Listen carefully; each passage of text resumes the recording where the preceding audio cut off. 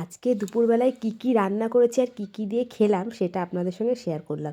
এটা হচ্ছে বেঁতে শাক, কারণ আমাদের যে জমিতে মটরশুঁটি বুনেছি সেই জমিতে বেঁতে শাক হয়েছিল, তা সেখান থেকেই আমি খানিকটা তুলে নিয়ে এসেছিলাম, সেইটাই রান্না করেছি। খেতে এত ভালো হয়েছে কি বলবো।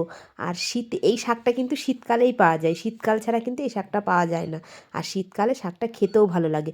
বলতে বলতে একটু ক্যামেরার সামনেও চলে আসলাম, অনেকদিন ক্যামেরার সামনে আসা হয়নি। আর এটা ডিমের ঝোল করেছি, টমেটো আলু, নতুন আলু ধনেপাতা দিয়ে ডিমের ঝোল করেছি। আর টমেটোগুলো না আমি আস্তে আস্তে রেখেছি, কারণ ভাতের সঙ্গে একটু ডলে ডলে খাবো। আর এদিকে একটু আলু ভেঙে নিলাম, আর এদিকে ভাতের সঙ্গে একটু টমেটো ডলে নিয়েছি। একটু টক টক লাগবে, খেতে ভালো লাগবে। আর সাথে আছে বেগুন পোড়া। আর শীতকালে ডিম খেতে ভালোবাসে না এমন লোক খুব কমই আছে। আমি কিন্তু ডিম খেতে ভালোবাসি, তবে ডিমটা একটু কম খাই, কারণ আমার একটু অ্যালার্জি হয়। যাই হোক, ডিমের ঝোল, বেগুন পোড়া আর বেঁতে শাক দিয়ে কিন্তু দারুণ খাওয়া দাওয়া হলো। আর এদিকে কিন্তু আমের চাটনিও আছে।